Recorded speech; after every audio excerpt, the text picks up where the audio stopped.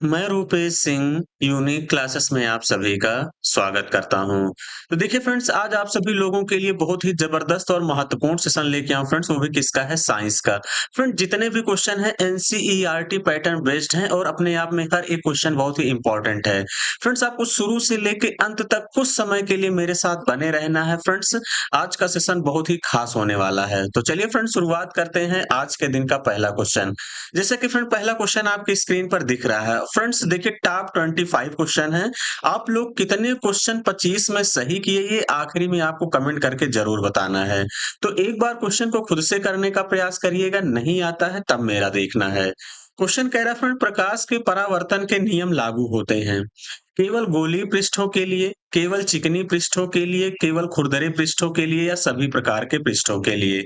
तो इसका आंसर क्या हो जाएगा फ्रेंड्स? ये प्रकाश के परावर्तन के नियम लागू होते हैं, ये सभी प्रकार के पृष्ठों के लिए, यानी डी ऑप्शन ही क्या होगा इस क्वेश्चन का करेक्ट आंसर होगा।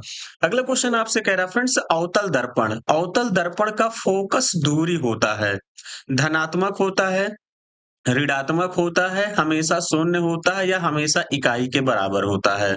तो अवतल दर्पण की जो फोकस दूरी होती है फ्रेंड्स, वो कितना होता है? ऋणात्मक होता है, यानी बी ऑप्शन ही क्या होगा इस क्वेश्चन का करेक्ट आंसर होगा। अगला क्वेश्चन आपसे कह रहा है फ्रेंड्स, एकमात्र प्रतिबिंब जो अवतल दर्पण नहीं बनाता है, आभासी और सीधा प्रतिबिंब, वास्तविक और उल्टा प्रतिबिंब, सीधा और छोटा प्रतिबिंब, सीधा और बड़ा प्रतिबिंब।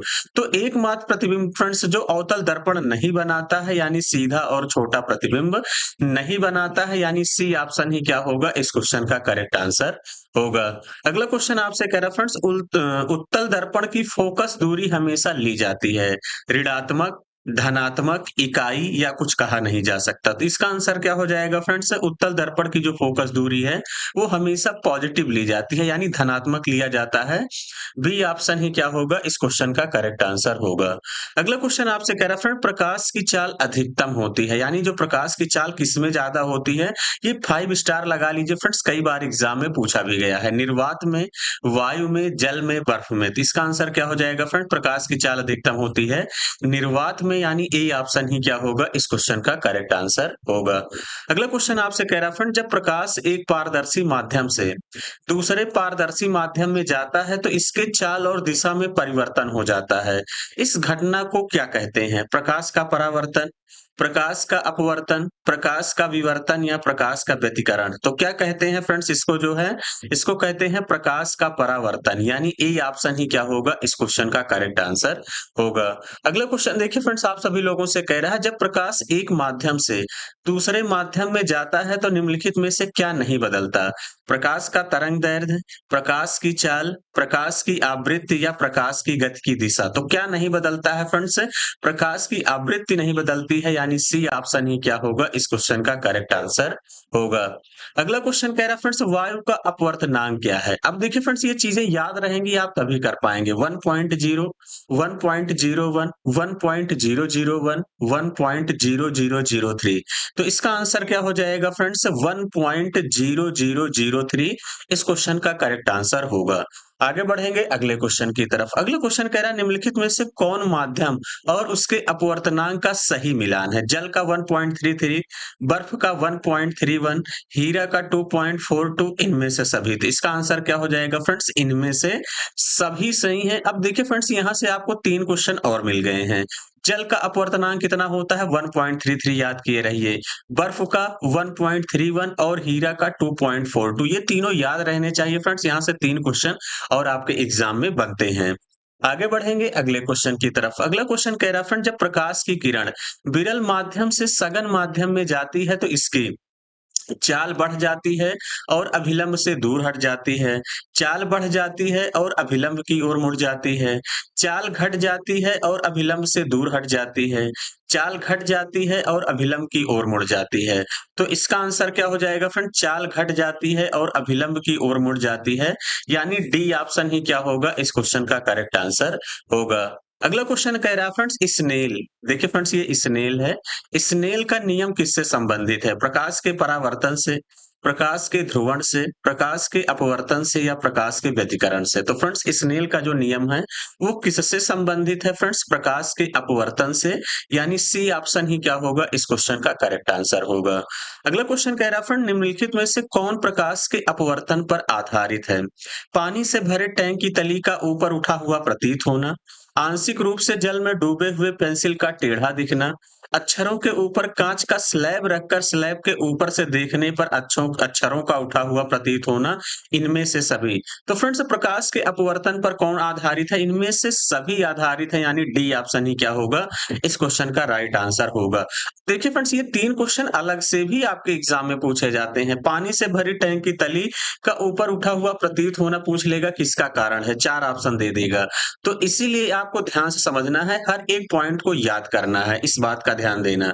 आगे बढ़ेंगे अगले क्वेश्चन की तरफ। अगला क्वेश्चन कह रहा है जब प्रकाश का तरंग दैर्घ्य बढ़ता है तो माध्यम का अपवर्तनांक घटता है, बढ़ता है, शून्य हो जाता है या अधिकतम हो जाता है? तो इसका आंसर क्या हो जाएगा फ्रेंड्स? ये घटता है, यानी ए ऑप्शन ही क्या होगा इस क्वेश्चन का करेक्ट आंसर होगा।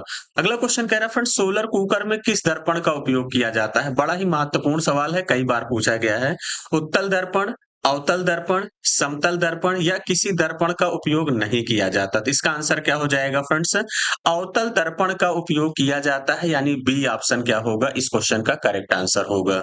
अगला क्वेश्चन कह रहा है फ्रेंड निम्नलिखित में से किसमें समतल दर्पण का उपयोग किया जाता है? बहरूपदर्शी में, परिदर्शी में, आईना में, इनमें से सभी। तो किसमें समतल दर्पण का उपयोग किया जाता है फ्रेंड्स? इनमें से सभी में किया जाता है, इस बात का ध्यान देना। बहुरूपदर्शी में भी, परिदर्शी में भी, आईने में, सब में जो है समतल दर्पण का उपयोग किया जाता है। आगे बढ़ेंगे अगले क्वेश्चन की तरफ। अगला क्वेश्चन कह रहा है फ्रेंड निम्नलिखित में से कौन प्रकाश के अपवर्तन के कारण होने वाली घटना या घटनाएं हैं? तारों का टिमटिमाना, सूर्योदय के कुछ समय पहले सूर्य का दिखना, सूर्यास्त के कुछ समय बाद सूर्य का दिखना, इनमें से सभी। तो इसका आंसर क्या हो जाएगा फ्रेंड्स? इनमें से सभी। अब देखिए फ्रेंड्स ये 3 क्वेश्चन आपके और तैयार हो जाएंगे, यानी ये प्रकाश के अपवर्तन के क्या है? घटनाएं हैं। तारों का टिमटिमाना, सूर्योदय के कुछ समय पहले सूर्य का दिखना और सूर्यास्त के कुछ समय बाद भी सूर्य का दिखना, ये सब क्या है? अपवर्तन के कारण है। अगला क्वेश्चन कह रहा है फ्रेंड हीरा का क्रांतिक कोण क्रिटिकल एंगल डिग्री में कितना है? 2.42, 24.4, 48.5, 41.1। तो इसका आंसर क्या हो जाएगा फ्रेंड्स? 24.4 इस क्वेश्चन का करेक्ट आंसर होगा। क्रांतिक कोण यानी बी ऑप्शन क्या होगा इस क्वेश्चन का राइट आंसर होगा। अगला क्वेश्चन कह रहा है हीरे अत्यधिक चमकते हैं, इसका मुख्य कारण क्या है? प्रकाश का अपवर्तन, प्रकाश का पूर्ण आंतरिक परावर्तन, प्रकाश का विवर्तन, प्रकाश का ध्रुवण। तो इसका आंसर क्या हो जाएगा फ्रेंड? प्रकाश के पूर्ण आंतरिक परावर्तन के कारण जो है हीरा अत्यधिक चमकता है। आगे बढ़ेंगे। अगला क्वेश्चन कह रहा है फ्रेंड प्रकाशिक तंतु यानी ऑप्टिकल फाइबर किस सिद्धांत पर काम करता है? 5 स्टार बना लीजिए, कई बार एग्जाम में पूछा गया है। प्रकाश का अपवर्तन, प्रकाश का पूर्ण आंतरिक परावर्तन, प्रकाश का विवर्तन, प्रकाश का ध्रुवण। तो इसका आंसर क्या हो जाएगा फ्रेंड? प्रकाश का पूर्ण आंतरिक परावर्तन, यानी बी ऑप्शन ही क्या होगा इस क्वेश्चन का करेक्ट आंसर होगा। अगला क्वेश्चन कह रहा है सबसे पहले किस वैज्ञानिक ने कहा कि श्वेत प्रकाश सभी रंगों के प्रकाश से मिलकर बना है? प्लांक ने, मैक्सवेल ने, न्यूटन ने, रोमर ने। तो सबसे पहले किस वैज्ञानिक ने कहा फ्रेंड श्वेत प्रकाश सभी प्रकाश के रंगों से मिलकर बना है? न्यूटन ने कहा था, यानी सी ऑप्शन ही क्या होगा इस क्वेश्चन का करेक्ट आंसर होगा। अगला क्वेश्चन आपसे कह रहा फ्रेंड जब कोई श्वेत प्रकाश किसी प्रिज्म से गुजरता है तो यह विभिन्न रंगों के प्रकाश में विभक्त हो जाता है। इस घटना को क्या कहते हैं? प्रकाश का विभाजन, प्रकाश का वर्ण विक्षेपण, प्रकाश का व्यतिकरण या प्रकाश का ध्रुवण। तो क्या कहते हैं फ्रेंड्स इसको?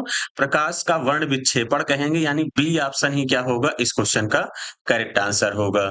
अगला क्वेश्चन आपसे कह रहा है फ्रेंड्स प्रिज्म से प्रकाश के वर्ण विक्षेपण में किस रंग के प्रकाश का सबसे अधिक विक्षेपण होता है? लाल का, हरा का, बैंगनी का, पीला का। तो किसका सबसे ज्यादा होता है फ्रेंड्स? आपका बैंगनी का, यानी सी ऑप्शन ही क्या होगा इस क्वेश्चन का करेक्ट आंसर होगा। अगला क्वेश्चन आपसे कह रहा फ्रेंड्स, इंद्रधनुष बनने का मुख्य कारण क्या है? ये भी कई बार पूछा गया एग्जाम में। प्रकाश का परावर्तन, प्रकाश का अपवर्तन, प्रकाश का पूर्ण आंतरिक परावर्तन, प्रकाश का पूर्ण आंतरिक परावर्तन और विक्षोपण। तो इसका आंसर क्या हो जाएगा फ्रेंड? प्रकाश का पूर्ण आंतरिक परावर्तन और विक्षेपण, यानी डी ऑप्शन क्या होगा इस क्वेश्चन का करेक्ट आंसर होगा। अगला क्वेश्चन आपसे कह रहा फ्रेंड्स, इंद्रधनुष में कितने रंग होते हैं? ये सबको पता है, 3, 4, 5, 7 कितने होते हैं? 7 रंग होते हैं। वो कौन से होते हैं फ्रेंड्स? विबग्योर। क्या होते हैं? विबग्योर। ये सातों रंग आपको याद होने चाहिए फ्रेंड्स, इस बात का ध्यान देना। आगे बढ़ेंगे अगले क्वेश्चन की तरफ। अगला क्वेश्चन है फ्रेंड्स, दृश्य प्रकाश यानी विजुअल लाइट की तरंग दैर्ध्य का परिसर में क्या है? 200 से 400 होता है, 400 से 700, 700 से 900, 300 से 600।